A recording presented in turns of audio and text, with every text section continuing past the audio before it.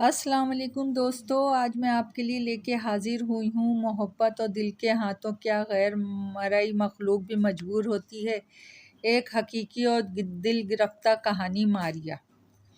میں گزشتہ 2 گھنٹے سے خمدار پتھریلی سڑک پہ بلا مقصد گھوم رہا ہوں، بھاری لمبا کوٹ پہننے کے باوجود یخ ہوا مجھے ہڈیوں میں اترتی ہوئی محسوس ہو رہی ہے۔ پہاڑ پہ جاڑا اپنے عروجوں پر ہے، چنار کے سرخ پتے زرد اور پھر سرمئی ہو کے گر رہے ہیں اور ہوا انہیں دور تک اڑائے لے جا رہی ہے۔ میرے سامنے پہاڑی کے پہلو سے کاٹ کر بنائی گئی بار بار گھومتی سڑک ان آوارہ پتوں سے بھر گئی ہے۔ گہری دھند نے پورے ماحول کو اپنے لپیٹ میں لے رکھا ہے۔ ان تمام باتوں سے بے نیاز اپنے 2 اوور کوٹ کی جیب میں ہاتھ ڈالے اس ٹیلی گرام کو مٹھی میں بند کیے پھر رہا ہوں جو کل شام مجھے ملا ہے۔ ماریا حادثے میں مر گئی، 16 دسمبر کو تدفین ہوئی ہے۔ مجھے 10 سال پہلے کا وہ دسمبر یاد آیا جب اس سڑک پر وہ مجھے پہلی بار ملی تھی۔ بارش میں بھیگنے کے ڈر سے میں تیز تیز قدم اٹھاتا ہوا ہوٹل کی طرف جا رہا تھا۔ کچھ دیر پہلے جب میں ہوٹل سے نکلا تو موسم خاصا خوشگوار تھا۔ بادل تو تھے لیکن بارش کے آثار نہ تھے، مگر پہاڑوں پہ بارش کا کیا بھروسہ، ابھی ہلکی بوندا باندی پڑ رہی ہے اور چند منٹوں میں زور کا مینا برسنا شروع ہو جائے گا۔ میں نے قدم اور تیز کر دیے، پیچھے سے آنے والے قدموں کی آواز نے احساس دلایا کوئی اور بھی ہے۔ میں نے مڑ کر دیکھا، یہ وہی پھول دار اسکارف اور سرخ مفلر والی لڑکی تھی جسے میں کل سے دیکھ رہا تھا۔ اس نے مفلر اپنے کانوں کے گرد اس طرح لپیٹا ہوا تھا کہ اس کے ہونٹ اور تھوڑی اسکارف کے پھول دار محراب کے نیچے چھپ گئے تھے۔ اس کی روشن آنکھیں سامنے سڑک پہ جمی تھیں اور جیکٹ کی جیبوں میں ہاتھ ڈالے وہ میرے قریب سے اجنبیوں کی طرح گزر گئی۔ پوسٹ آفس کی ڈھلان پر ایک دم تیز بارش شروع ہو گئی اور میں اچھا خاصا بھیگ گیا۔ ہوٹل پہنچا تو دیکھا وہ لڑکی برآمدے میں کھڑی اپنا مفلر نچوڑ رہی تھی۔ میں نے برآمدے میں پڑی کرسی پہ اپنا کوٹ اتار دیا۔ میں نے میرے آنے کا کوئی نوٹس نہیں لیا اور اسکارف اتار کے بالوں سے پانی کے قطرے جھاڑنے لگی۔ عجیب بے نیاز قسم کی لڑکی ہے، میں نے جھنجھلاہٹ کے ساتھ سوچا اور کوٹ اٹھا کے اس کے قریب سے گزر کے کمرے کی طرف چل دیا۔ میں 1 روز پہلے اس پہاڑی پر فلسفے کے کانفرنس اٹینڈ کرنے آیا تھا۔ یہ لڑکی مجھے وہیں مل گئی، مگر کئی بار سامنا ہونے کے باوجود مجھے مسلسل نظر انداز کیے جا رہی تھی۔ باہر بارش تیز ہو گئی ہے۔ میں نے کمرے میں آ کے ہیٹر جلایا اور کپڑے بدل کے رات کے کھانے کے لیے جب ڈائننگ ہال میں آیا تو مجھے 3 بوڑھے پروفیسروں کے ساتھ بیٹھی نظر آئی۔ وہ بڑی جذباتی انداز میں بول رہی تھی۔ دور ہونے کی وجہ سے میں اس کی آواز نہ سن سکا، لیکن اس کے چہرے کے تاثرات بتا رہے تھے کہ وہ بڑی ثابت قدمی سے اپنے موقف پہ ڈٹی ہوئی ہے۔ اگلے دن کانفرنس میں وہ تمام وقت چیونگ گم چباتی اور ماتھے پہ گرنے والے بالوں کو بار بار ہٹاتی رہی۔ میں نے اندازہ لگایا کہ اسے فلسفے سے یا اس کانفرنس سے کوئی دلچسپی نہیں۔ شام کو جب میں گھومنے نکلا تو ہوٹل سے تقریباً تھوڑی دور وہ بینچ پہ بیٹھی جھک کر اپنے جوتوں کے فیتے باندھ رہی تھی۔ میں نے بھی اس کے قریب سے لا تعلق اسے گزرنا چاہا تو اس نے آواز دی، 1 منٹ رکیے۔ میں بے یقینی سے رکا اور مڑ کر اسے دیکھنے لگا۔ وہ فیتے باندھ کے کھڑی ہو گئی۔ کیا ہم اکٹھے گھوم سکتے ہیں؟ میرے قریب آ کے اس نے بڑی معصومیت سے پوچھا۔ اگر آپ کا جی چاہے تو، میں نے شانے اچکا کے جواب دیا۔ کیا آپ کا جی نہیں چاہتا؟ اس نے پوچھا۔ نہیں، ایسی کوئی بات نہیں، میں تھوڑا نروس ہو گیا ہوں۔ تو پھر چلیں۔ اس نے 1 قدم آگے بڑھایا اور ہم چلنے لگے۔ میرا نام ماریا ہے، میں یونیورسٹی میں فلسفہ پڑھاتی ہوں۔ میں نے حیرت سے اس کی طرف دیکھا۔ میں نہیں مانتا تم زیادہ سے زیادہ سیکنڈری اسکول کی طالبہ لگتی ہو۔ میری اس رائے پر اس نے سنجیدہ ہونٹوں پر مسکراہٹ کی لکیر ابھری۔ کیا یہ بات تم نے مجھے خوش کرنے کے لیے کہہ رہے ہو؟ ہرگز نہیں، کیونکہ مجھے اندازہ نہیں کہ تم کن باتوں سے خوش ہوتی ہو، اور میں یہ بات بھی ماننے کے لیے تیار نہیں کہ تمہیں فلسفے سے دلچسپی ہو سکتی ہے،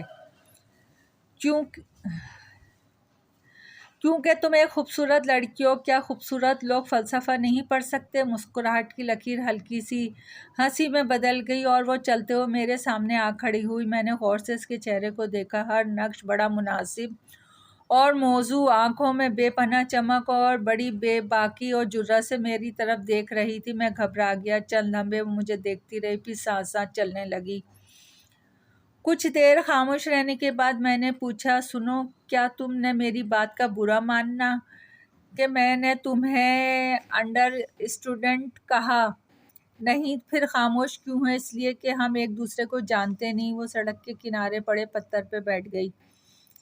مثلاً تم مجھ سے میرا نام پوچھو۔ اس بار وہ زور سے ہنسی، اس کے بائیں گال میں چھوٹا سا بھنور بن گیا۔ او گاڈ، میں تو بھول ہی گئی، تم سے اب تک تمہارا نام نہیں پوچھا۔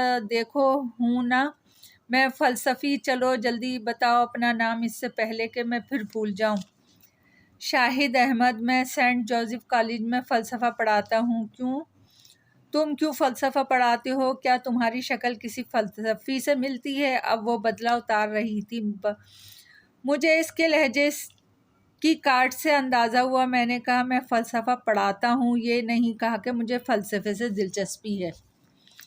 تو پھر اس کانفرنس میں کیوں آئے ہو؟ میں نہیں آیا، بلکہ میرے پرنسپل نے زبردستی مجھے بھیجا ہے۔ یہاں آنے میں میری دلچسپی بس یہی تھی کہ کانفرنس پہاڑی پر ہو رہی ہے اور مجھے پہاڑ اور پہاڑ کی سردیاں ہمیشہ سے اچھی لگتی ہیں، اور پھر تم سے بھی تو ملنا تھا، شاید اسی لیے چلا آیا۔ اس نے چونک کر میری طرف دیکھا اور اٹھ کھڑی ہوئی۔ میرا خیال ہے چلنا چاہیے، بادل گہرے ہو رہے ہیں۔ تمام راستے وہ خاموش رہی۔ کمرے میں آ کر میں نے سوچا شاید اسے میری بے تکلفی پسند نہیں آئی۔ میں شرمندہ ہو رہا تھا۔ اگلے دن برف باری شروع ہو گئی، ہر طرف روئی کے گالے اڑنے لگے۔ موسم کی اس تبدیلی پر میں کانفرنس کے دوران سیشن کے شرکت ٹالنے کے موڈ میں تھا تاکہ برف گرنے کا نظارہ کر سکوں۔ میں نے باہر جانے کی تیاری شروع کر دی، لیکن جب جانے لگا تو نامعلوم کیوں مجھے اس کے بغیر جانا اچھا نہ لگا۔ اسی سوچ میں ارادہ ملتوی کر کے میں ہوٹل کے سیمینار ہال میں پہنچا۔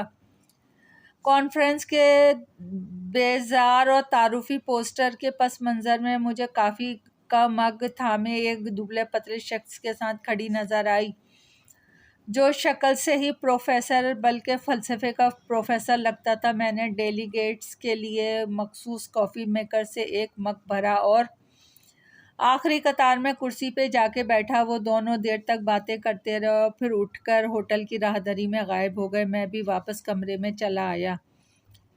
شام تک برف اتنی پڑی کہ ہر چیز سفید ہو گئی۔ میں سنو فال دیکھنے کے لیے تیار ہو کے باہر نکلا تو وہ برآمدے کے جنگلے پہ ہتھیلیوں کے بل جھکی ہوئی چاروں طرف پھیلے ہوئے سفید منظر کو دیکھنے میں مہو تھی۔ چلے، میں نے قریب آ کر کہا۔ اس نے مڑ کے میری طرف دیکھا، خاموشی سے میرے ساتھ چل دی، جیسے سب سے پہلے سے طے ہو۔ چند منٹ خاموش رہنے کے بعد اس کا موڈ ٹھیک ہو گیا۔ تم نے آج دن بھر میری طرف دیکھا تک نہیں؟ میں نے گلہ کیا، میں دیکھنا نہیں چاہتی تھی۔ کیوں؟ پتہ نہیں کیا بات ہوئی۔ اور کچھ مت پوچھنا، میں بتاؤں گی نہیں۔ ہم نے کافی پی اور خاموشی سے اپنے اپنے کمروں میں واپس چلے گئے۔ سونے سے پہلے میں اس عجیب لڑکی کے بارے میں سوچ رہا تھا۔ پھر نصف رات گئے مجھے محسوس ہوا کہ میرے کمرے کا دروازہ کوئی بڑی آہستگی سے کھٹکھٹا رہا ہے۔ چند لمحے یقین کرنے کے بعد میں نے دروازہ کھولا تو سامنے اسے پا کر میرا منہ حیرت سے کھلا رہ گیا۔ وہ مجھے ایک طرف ہٹا کے جلدی سے اندر آئی، ایک ہاتھ میرے منہ پہ رکھا اور دوسرے ہاتھ سے دروازہ بند کر دیا۔ میں ابھی تک بدحواس تھا۔ وہ میرا ہاتھ پکڑ کے بیڈ تک آئی اور مجھے کندھوں سے پکڑ کے بیڈ پہ بٹھا دیا اور خود قریب پڑی کرسی پہ اطمینان سے بیٹھ گئی۔ میں ابھی تک حیرت سے باہر نہ آ سکا تھا، میرے منہ سے آواز نہیں نکل رہی تھی۔ میری کیفیت دیکھ کر وہ ہنسنے لگی اور ہنستے ہنستے دوہری ہو گئی، منہ پہ ہاتھ رکھ کے گھٹی گھٹی ہنسی سے اس کا چہرہ سرخ ہو گیا۔ حیرت کے بعد اب میری دوسری کیفیت غصے کی تھی۔ یہ کیا مذاق ہے؟ میں نے اسے ڈانٹتے ہوئے پوچھا۔ شش، آہستہ بولو، اس نے ہونٹوں پہ انگلی رکھ کر کہا۔ یہ کیا حرکت ہے؟ اب میں نے دبی آواز میں پوچھا۔ آج پورا چاند ہے تو پھر؟ میں نے جھنجلا کے پوچھا۔ پھر کیا دیکھنے چلتے ہیں اس وقت؟ رات کے 1:30 بجے ہیں۔ میں نے کمرے میں لگی گھڑی پہ نظر ڈال کر پوچھا۔ میری آواز پھر اونچی ہو گئی۔ آہستہ بولو، اس نے دبی آواز میں ڈانٹا۔ میں نے دیکھا وہ جوتے ہاتھ میں پکڑ کے آئی تھی اور اب اس کے فیتے باندھ رہی تھی۔ کون سا وقت ہے آدھی رات کو چاند دیکھنے کا؟ وہ اٹھ کر میرے سامنے آ کھڑی ہوئی۔ کیا تم دن میں چاند دیکھتے ہو؟ اس نے طنز سے پوچھا۔ مجھے اپنی حماقت کا احساس ہوا اور میں نے اس پر قابو پاتے ہوئے کہا، میرا خیال ہے اس وقت اتنی ٹھنڈ میں صرف چاند دیکھنے جانا نہایت احمقانہ خیال ہے۔ اس نے غصے سے میری طرف دیکھا اور دروازہ کھول کے باہر نکل گئی۔ میں حیرت سے اسے دیکھتا رہ گیا۔ چند منٹ بعد میں برآمدے کی سیڑھیوں پہ اس کے ساتھ بیٹھا تھا۔ اس نے میرے آنے کا کوئی نوٹس نہیں لیا، خاموشی سے بیٹھی رہی۔ دیکھو، میں اپنی بدتمیزی پہ شرمندہ ہوں۔ میری آواز میں معذرت خواہی تھی۔ وہ خاموشی سے چاند دیکھتی رہی۔ اور اگر تم نے مجھے معاف نہ کیا تو مجھے بہت دکھ ہوگا۔ میرے لیے سب سے زیادہ تکلیف دہ بات کسی خوبصورت لڑکی کو ناراض کرنا ہے۔ یقین کرو میں تمام رات یا شاید بہت سی راتیں سو نہ سکوں گا۔ اس نے میری طرف دیکھا اور مسکرا دی۔ شکریہ، واقعی بہت خوبصورت ہو۔ میں نے اس کی آنکھوں میں جھانکا لیکن وہ اداس ہو گئی اور بغیر کسی الوداعی اشارے کے اٹھ کے چلی گئی۔ اگلی صبح مجھے شدید حیرت ہوئی جب وہ تمام دن مجھ سے لا تعلق رہی۔ وہ دانستہ مجھے نہ دیکھتی۔ غصے سے میری کن پٹیاں سلگنے لگیں۔ شام کو میں اکیلا ہی نکل کھڑا ہوا۔ برف باری کے بعد ہوا نے سردی کی شدت میں اضافہ کر دیا تھا۔ میں ریسٹورنٹ کی کھڑکی سے پہاڑی سلسلے پہ جمی برف کا نظارہ کرتے ہوئے کافی پی رہا تھا کہ وہ آ گئی اور بے تکلفی سے میرے سامنے آ کے بیٹھ گئی۔ ناراض ہو؟ مجھے خاموش دیکھ کے اس نے پوچھا۔ ہاں، میں نے رکھائی سے جواب دیا۔ میں اس کے مزاج کی آنکھ مچولی سے نالا ہو چکا تھا۔ کیوں؟ کیا تم سمجھتی ہو خود کو؟ میں نے غصے سے تقریباً چیخ کر کہا۔ آہستہ بولو، بہت بری عادت ہے تمہاری، اتنا اونچا بولتے ہو۔ اس نے بڑے نارمل انداز میں ٹیبل پہ رکھے گلدان کو گھمانا شروع کر دیا، پھر اس میں سے ایک پھول نکال کے میرے سامنے رکھ کے کہا، اب آرام سے بتاؤ کیا بات ہے؟ تمہیں نہیں پتا کیا بات ہے؟ میں نے غصے سے کہا۔ نہیں۔ وہ سنجیدگی سے بولی۔ کیا چیز ہو؟ تم دن بھر میری طرف دیکھتی تک نہیں ہو، لیکن تم کیوں چاہتے ہو کہ تمہیں ہر وقت دیکھا جائے؟ اس نے میرے سامنے پھول اٹھا کر پوچھا۔ اس کے سوال نے مجھے بوکھلا دیا۔ بولو کیا چاہتے ہو؟ میں منہ کھولے بیٹھا تھا، میرے پاس اس کا کوئی جواب نہ تھا۔ اچھا چلو۔ اس نے میرا ہاتھ پکڑا اور باہر چل دی۔ وہ غصے میں تھی۔ دیکھو، مجھے یہ انداز بالکل پسند نہیں کہ کوئی مجھے مجبور کرے کہ میں اسے ہر وقت دیکھوں، اور میں اس طرح کے لہجے کی عادی نہیں۔ آئندہ محتاط رہنا۔ تم کہتے ہوئے تم فلسفہ پڑھاتے ہو، منطقی پڑھاتے ہو، جبکہ خود اتنی بیتوقع باتیں کرتے ہو۔ شاید اس لیے صرف پڑھاتے ہو، دلچسپی نہیں لیتے۔ میرا خیال ہے پڑھانا چھوڑ دو، فلسفے میں دلچسپی تو اسے سمجھوتا ہے کہ زندگی کے بارے میں تمہارا رویہ بدلے۔ انتہائی سطحی رویہ ہے تمہارا۔ پچھلے 2 روز تو کانفرنس میں بھی شاید تم نے دلچسپی نہیں لہی، اب باقی کے 3 دن بھی تمہارا کچھ نہیں بگڑ سکتا۔ تم نے مجھے مایوس کیا ہے، وہ افسردگی سے بولی۔ میں شرمندہ ہو رہا تھا۔ اسی رات بہت سوچنے کے بعد میں نے اس کا دروازہ بجانا چاہا تو وہ آہستگی سے کھل گیا۔ وہ لیٹی ہوئی تھی، کتاب پڑھ رہی تھی۔ مجھے اس وقت اپنے کمرے میں دیکھ کر اسے بالکل حیرت نہیں ہوئی۔ کیا بات ہے؟ اس نے پوچھا۔ میں چاند دیکھنا چاہتا ہوں۔ وہ مسکرائی، پھر جیکٹ پہن کے میرے ساتھ باہر آ گئی۔ ہم پہلے کی طرح سیڑھیوں پہ آ کر بیٹھ گئے۔ چلو آج باہر چل کے چاند دیکھتے ہیں۔ اس نے اچانک اٹھتے ہوئے میری طرف ہاتھ بڑھا دیا۔ میں اس کے ہاتھ کے سہارے اٹھا تو یہ سہارا اس نے دوبارہ جیکٹ کی جیب میں رکھ لیا۔ آسمان صاف تھا اور چاند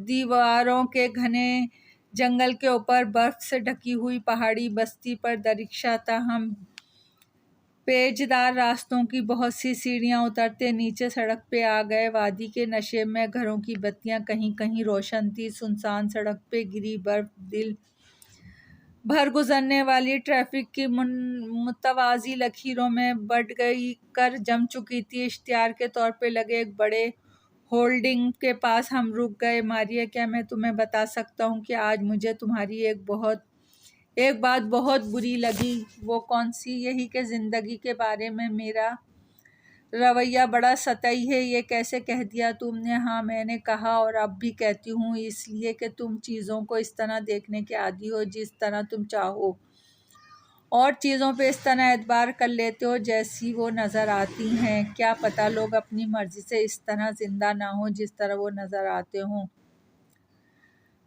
چیزیں ویسی نہ ہوں جیسا ہم انہیں دیکھ رہے ہوتے ہیں۔ کیا مطلب یہ کہ ہم ہمیشہ دوسروں کو خوش رکھنے کے لیے اب اپنے آپ سے بالکل مختلف نظر آ رہے ہوتے ہیں۔ مثلا جیسا تم چاہتے ہو کہ میں ہر وقت تمہیں دیکھا کروں اس لیے کہ تم چاہتے ہو، شاید مجھے دیکھنا بھی چاہیے کہ لوگوں کا عمومی رویہ یہی ہوتا ہے، لیکن میں ایسا نہیں کرتی۔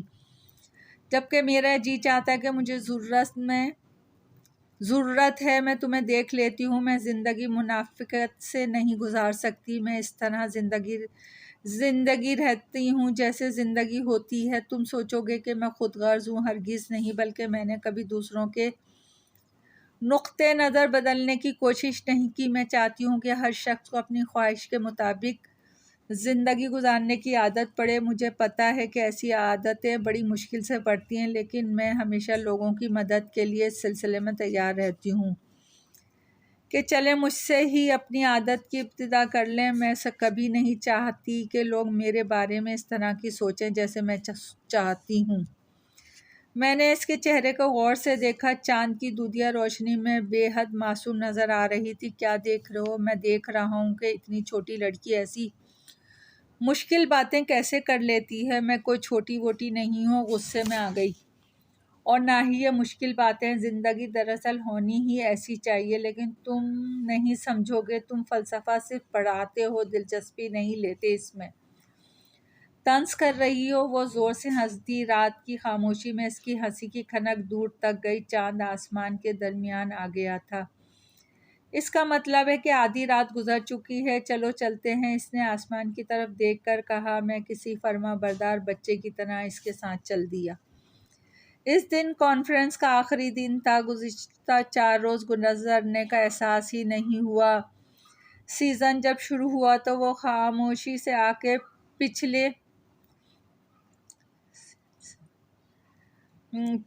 پچھلی قطار میں میرے برابر والی کرسی میں بیٹھ گئی۔ تم آج چلی جاؤ گی؟ میں نے اپنی نوٹ بک کے کونے پہ لکھ کر اس سے پوچھا۔ نہیں، میں ابھی کچھ دن رکوں گی، اس نے اپنی نوٹ بک کے کونے پہ لکھ کر جواب دیا۔ پھر ہم نے لکھ کر گفتگو شروع کر دی، جس طرح کالج کے زمانے میں کلاس لیکچرز کے دوران